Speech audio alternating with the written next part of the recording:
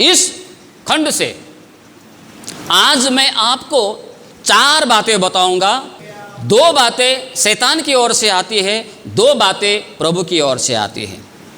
शैतान के ओर से आने वाले 2 बातें यदि हमारे जीवन में, विश्वासी के जीवन में हो तो वो प्रभु के लिए कुछ नहीं कर पाएगा। और प्रभु से आने वाले 2 बातें अगर हमारे जिंदगी में ना हो तो फिर सब कुछ होते हुए भी कुछ नहीं है।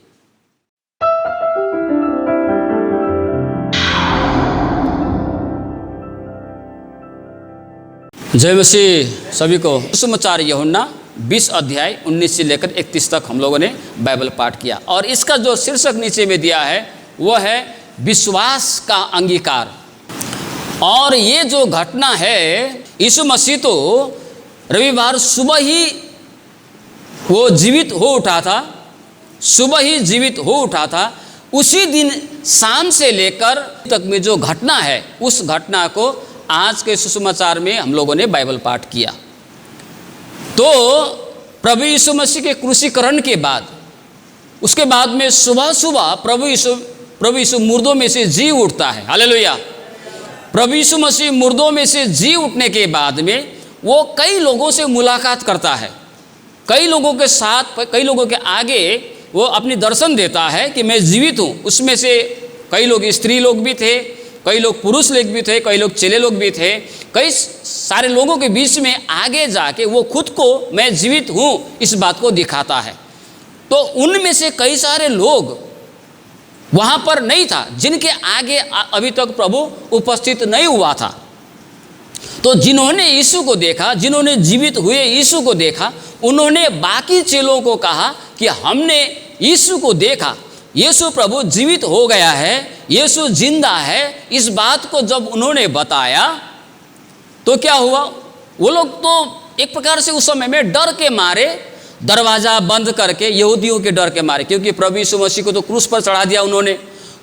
क्रूस पर चढ़ाने के बाद में क्या हो गया, उनका मुख्य जो अगुवा था वो तो मर गया। अब उन लोगों ने भी क्या सोचा, हमारा जो मुख्य अगुवा यीशु था वो तो मर गया, अब हमारा क्या होगा।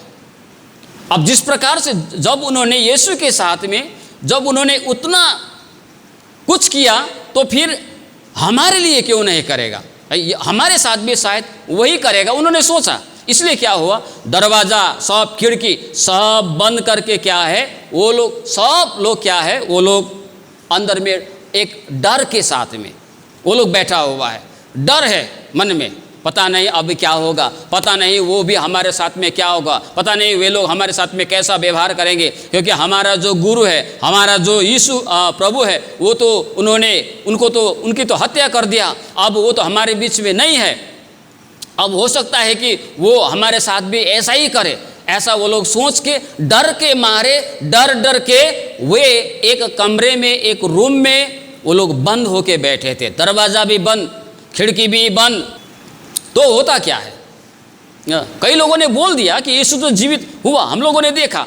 एक तरह से वे लोग थोड़ा सा शायद उनको खुशी भी हुआ होगा, ओह यीशु मसीह जिंदा है बोल के, लेकिन उससे कहीं ज़्यादा उनके ज़िंदगी में क्या हावी हुआ था, वो था कि हमें भी, हमारे साथ भी वो लोग क्या करेगा पता नहीं। यीशु के साथ में उन्होंने ऐसा किया तो हमारे साथ भी कुछ ना कुछ तो करेगा, इस डर से वो लोग बैठे हुए। तो प्रभु यीशु मसीह जीवित होने के बाद में दरवाज़ा तो बंद, लेकिन इसके बावजूद भी प्रभु यीशु मसीह अंदर आने के बाद में बोलता है, तुम्हें शांति मिले, तुम्हें शांति मिले।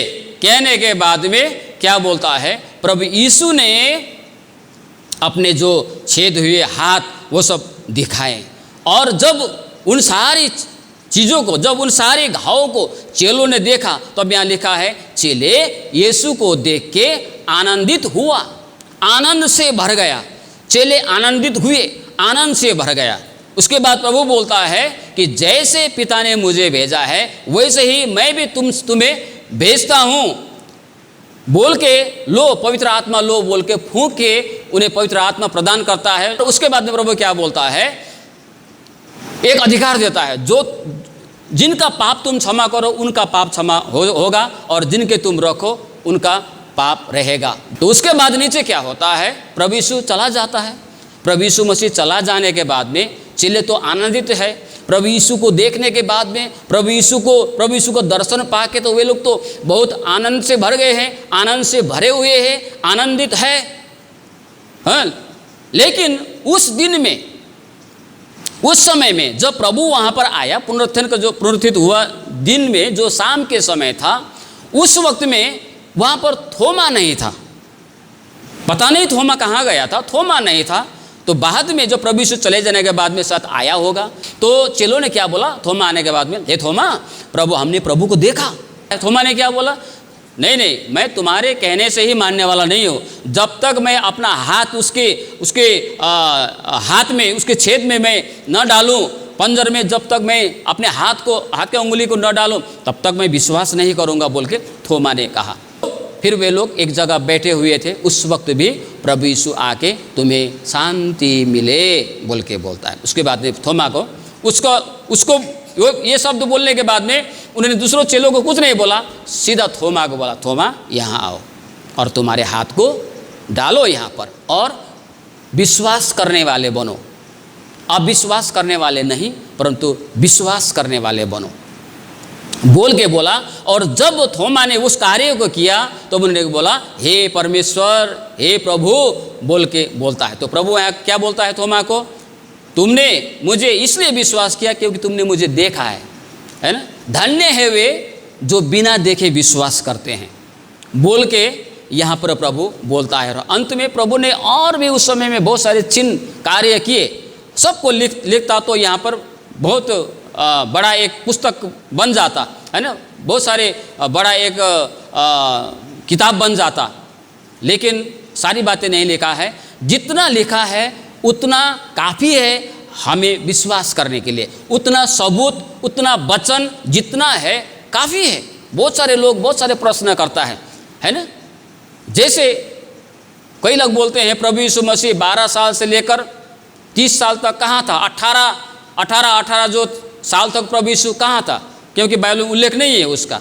ज़रूरत नहीं है, जितना ज़रूरत है हमको, हमारे लिए जितना ज़रूरत है विश्वास करने के लिए, अनंत जीवन पाने के लिए जो जो बातें आवश्यक है वो सारी बातें यहाँ पर है।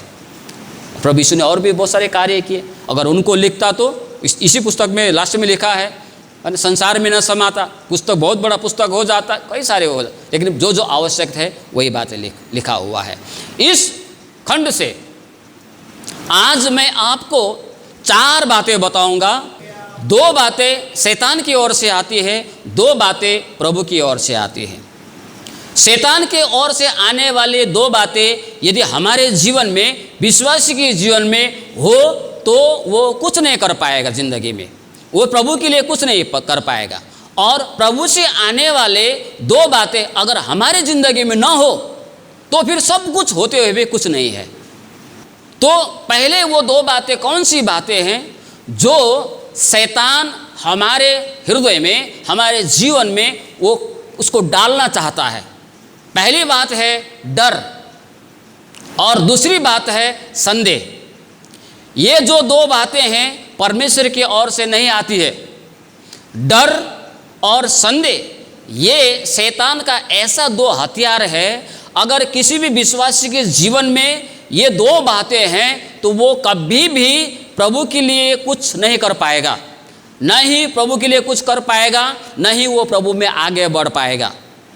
चेले लोग यहाँ पर परमेश्वर के इतने वचन सुनने के बावजूद भी, प्रभु यीशु के इतने सारे कार्य देखने के बाद भी, चमत्कार को देखने के बाद भी, वचन की शिक्षा पाने के बाद भी, जब समय आया तो ये लोग डर के कांप के रूम के अंदर में, कमरे के अंदर में खुद को बंद करके ये लोग अंदर बैठे हुए हैं। मुझे तो नहीं लगता कि ये लोग शायद आराधना कर रहे थे या प्रार्थना कर रहे थे, पता नहीं। चुपचाप अगर बात भी कर रहे थे तो एकदम खसखुस बोलता है ना नेपाली में, शायद धीमे धीमे शब्द बात कर, पता नहीं हमारे आवाज़ को सुनेगा तो आके हमारे साथ वही करेगा, हमें भी सताएगा, हमें भी मारेगा, हमें भी क्रूस पर लटकाया जाएगा। क्या क्या सोचा होगा इन्होंने, मतलब कारण क्या था? क्योंकि ये लोग डरे हुए थे, क्योंकि ये लोग डरे हुए थे। डर, एक विश्वासी की जिंदगी में जब डर समाया जाता है, वो डर जो शैतान की ओर से आता है, डर परमेश्वर की ओर से भी है, लेकिन वो डर पवित्र है, वो डर से हमें छुटकारा मिलता है, वो डर से क्या है, वो डर परमेश्वर का आदर करने का भय है वो। लेकिन एक नकारात्मक डर है जो हमारे ज़िंदगी में रहा तो न ही हम यीशु के लिए कुछ कर पाएंगे, न ही हम विश्वास में आगे बढ़ पाएंगे। ये डर कौन देता है? ये डर जो है वो शैतान देता है। डर के कारण लोग बाजारों में जय मसीह नहीं कर पाते हैं, डर के कारण लोग गवाह नहीं दे पाते हैं, डर के कारण बाइबल को लेके नहीं चलते हैं, डर के कारण ऊंची आवाज़ में आराधना नहीं कर पाते, डर के कारण ये बता नहीं सकते कि मैं क्रिश्चियन हूँ। कोई किसी के पूछने पर भी क्या आप विश्वासी है बोलने से, यही एक कारण है। डर के कारण से वो दूसरों को परिचय भी नहीं दे पाता है, वो कारण है डर। लेकिन हमको समझना है परमेश्वर ने हमको डर की आत्मा नहीं दिया है, परमेश्वर ने हमको शक्ति का आत्मा दिया है, परमेश्वर ने हमको सामर्थ्य की आत्मा दिया है, इसलिए डरने की जरूरत नहीं है। डर कौन देता है? डर किसकी ओर से है? ये डर जो नकारात्मक है ये शैतान हमारे जिंदगी में देता है, हमारे हृदय में भेजता है। तीमोथी को इसलिए पौल ने क्या बोला, हे मेरे पुत्र, परमेश्वर ने हमें डर की आत्मा नहीं परंतु सामर्थ्य की आत्मा। जब आप गवाही देने लगे, जब आप बाइबल पकड़ने लगे, जब आप यीशु के विषय में बताने लगे, अगर जब किसी के आगे खुद को प्रकट करना चाहिए मैं विश्वासी हूँ, उस वक्त में आपको डर लगे, महसूस हो, तो उस वक्त में आपको डांटनी चाहिए, ये डर यीशु के नाम से दूर हो जा, क्योंकि ये जो डर है वो परमेश्वर की ओर से नहीं, ये डर शैतान की ओर से है। और जब तक हमारे ज़िंदगी में इस प्रकार के डर रहेगी तब तक हम यीशु का गवाही नहीं बन सकते, हम यीशु के गवाह नहीं बन सकते, अपना परिचय समाज के आगे नहीं दे सकते। हम लोग समाज में भी हम एकदम हिम्मत के साथ में हम जय से नहीं कर सकते हैं इस डर के कारण से। और शैतान तो यही चाहता है, शैतान यही चाहता है। किसे डरनी चाहिए? जो गलत करते हैं। लेकिन हम जो प्रभु में रह के अगर हम सही करते जाएंगे तो हमें डरने की आवश्यकता नहीं, हमें डर की आत्मा प्रभु ने नहीं दी है। दूसरी वो है संदेह। ये दो हथियार शैतान का बहुत घातक हथियार है। शुरू में ही ये दोनों दिखाई देता उत्पत्ति की पुस्तक में। पहला संदेह डाला हवा के जीवन में, फिर छिपने के लिए लगाया है, डर के कारण वे लोग पेड़ के पीछे छिप गए। दूसरा है संदेह। हमारे जिंदगी में जब तक संदेह है परमेश्वर के वचन के प्रति, इस थोमा की तरह, थोमा ने बोला जब तक मैं अपने उंगली को न डालूं तब तक मैं विश्वास करने वाला नहीं। प्रभु कहता है धन्य है वे जो मुझे बिना देखे विश्वास करते हैं, धन्य है वे जो वचन को सुन के विश्वास करते हैं, धन्य है वे जो मेरी उपस्थिति को अदृश्य रूप में मानकर विश्वास करते हैं, वे लोग धन्य है ना।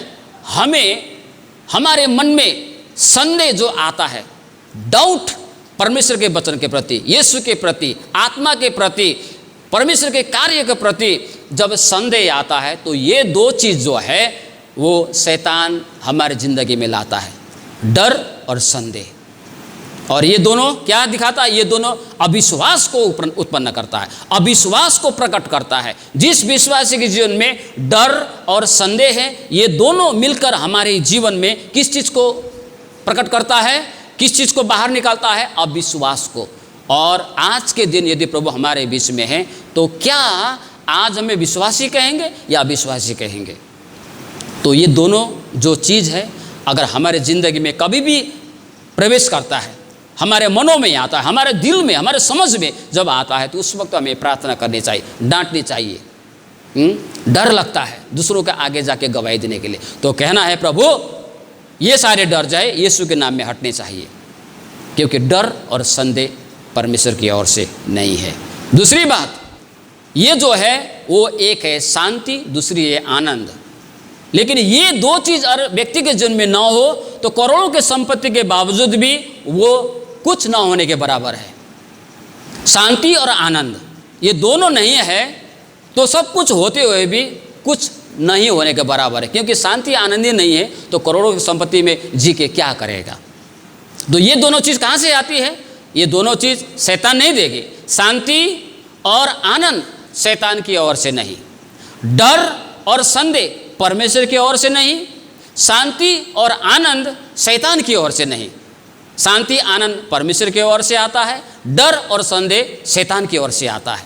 प्रभु ने 3 बार इस खंड पर तुम्हें शांति मिले, तुम्हें शांति मिले। जब हम लूका रचित सुसमाचार 2:14 पद में वहाँ पर ऐसा भी लिखता है, वहाँ पर लिखता है पृथ्वी में जो लोग हैं जिनसे प्रसन्न है उन सभी को शांति मिले। स्वर्गदूत ने उस बात की घोषणा किया। फिर हम लोग जब देखते हैं यशायाह के पुस्तक 9:6 पद में प्रभु यीशु के लिए कहा गया है वो शांति का राजकुमार है। फिर सुसमाचार यूहन्ना 16:33 कहता है तुम्हें शांति मिले, तुम्हें मुझ में शांति मिले क्योंकि मैंने संसार को जीत लिया है। इस तरह की शांति का शब्द बोलने वाला प्रभु यीशु कई बार परमेश्वर के वचन में, पुराने नियम से लेकर परमेश्वर ने और प्रभु यीशु ने भी कई सारे शांति की घोषणा की है, क्योंकि वो शांति का स्रोत है। शांति संसार में नहीं मिलता है। प्रभु ने क्या बोला, मैं तुझे अपना शांति देता हूँ, संसार में जैसा शांति मिलता है वो शांति नहीं। तो शांति का स्रोत कौन है और शांति कौन देता है? शांति परमेश्वर की ओर से आता है। और दूसरी बात है आनंद। जब चेलों ने प्रभु को देखा तो वे आनंद से भर गए। जहाँ प्रभु है वहाँ आनंद है, शांति है। भजन संहिता 16:11 में क्या कहता है? तेरे उपस्थिति में आनंद की भरपूरी है। हालेलुया। जहाँ परमेश्वर अपने उपस्थिति देता है वहाँ आनंद रहता है, शांति रहता है। और ये शांति आनंद संसार में कोई धर्मगुरु, कोई धर्म या कोई संसार के चीज बीज या कोई व्यक्ति या कोई दवाई या कोई डॉक्टर ये आनंद शांति नहीं दे सकता है। आनंद शांति के शब्द तो बोल सकता है, उत्साह के वचन बोल सकता है, बोलने भी चाहिए, लेकिन असली जो आनंद और शांति कहाँ से आता है? वो परमेश्वर की ओर से आता है। किस लिए? ताकि हमारा जिंदगी क्या है? हमारा जिंदगी एक आशीषपूर्ण जीवन रहे, कुछ न होते हुए भी सब कुछ हो। शांति और आनंद जिसके पास में है, सब कुछ अगर न भी हो तो भी शांति और आनंद होने से क्या होगा? सब कुछ है जैसा पौलुस उसी बात को बताता है। लेकिन सब कुछ होकर भी शांति आनंद नहीं है तो वो बिना काम का है। लेकिन कुछ न होते हुए भी शांति आनंद होने से जैसे सब कुछ है। हालेलुया। तो ये दो बातें जो है, हमें शांति और आनंद परमेश्वर की ओर से मिलती है, लेकिन डर और संदेह ये दो नकारात्मक बातें कौन डालता है? शैतान। अगर ये दो आगे वाला दो बातें हमारे ज़िंदगी में हमें प्रभावित करती है तो हमें यीशु के नाम में डांटनी चाहिए, अभी निकल के जा, ये जो डर की आत्मा, ये जो संदेह की आत्मा। लेकिन शांति और आनंद अगर हमारे ज़िंदगी में हम लोग कमी महसूस करते हैं तो प्रार्थना करनी चाहिए, प्रभु शांति का सोता तू ही है, आनंद का सोता तू ही है, इसलिए तेरी आनंद शांति से हमें भर दे, ताकि प्रभु इस ज़माने से, इस समाज में रहकर कुछ न होते हुए भी, हमारे पास में भले कुछ ना हो लेकिन आनंद शांति हो। वचन में वही कहता, नीति वचन में भोज, विभिन्न प्रकार के भोज का खाना से लेकर शांति के साथ में साग पात खाना ही अच्छा है। शांति है तो साग पात भी वो 84 व्यंजन से बड़ा है, लेकिन शांति आनंद नहीं है तो 84 पकवान भी बेकार है। परमेश्वर छोटे से वचन में हम सभी को आशीष दे।